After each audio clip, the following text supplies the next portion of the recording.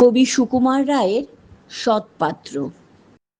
শুনতে পেলুম পোস্তা গিয়ে তোমার নাকি মেয়ের বিয়ে। গঙ্গারামকে পাত্র পেলে জানতে চাও সে কেমন ছেলে? মন্দ নয়, সে পাত্র ভালো, রং যদিও বেজায় কালো। তার ওপরে মুখের গঠন অনেকটা ঠিক পেঁচার মতন। বিদ্যে বুদ্ধি বলছি মশাই, ধন্যী ছেলের অধ্যবসায়। 19টি বার ম্যাট্রিক এসে ঘায়েল হয়ে থামলো শেষে। বিষয় আশায় গরিব বেজায়, কষ্টে সৃষ্টে দিন চলে যায়। মানুষ তো নয় ভাইগুলো তার, একটা পাগল একটা গোয়ার।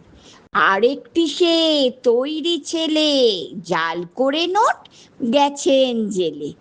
কনিষ্ঠটি তবলা বাজায়, যাত্রা দলে 5 টাকা পায়। গঙ্গারাম তো কেবল ভোগে পিলের জ্বর আর পাণ্ডুরোগে। কিন্তু তারা উচ্চ ঘর, কংসরাজের বংশধর। শ্যামলাহিরি বনগ্রামের কি যেন হয় গঙ্গারামের। যা হোক, এবার পাত্র পেলে, এমন কি আর মন্দ ছেলে?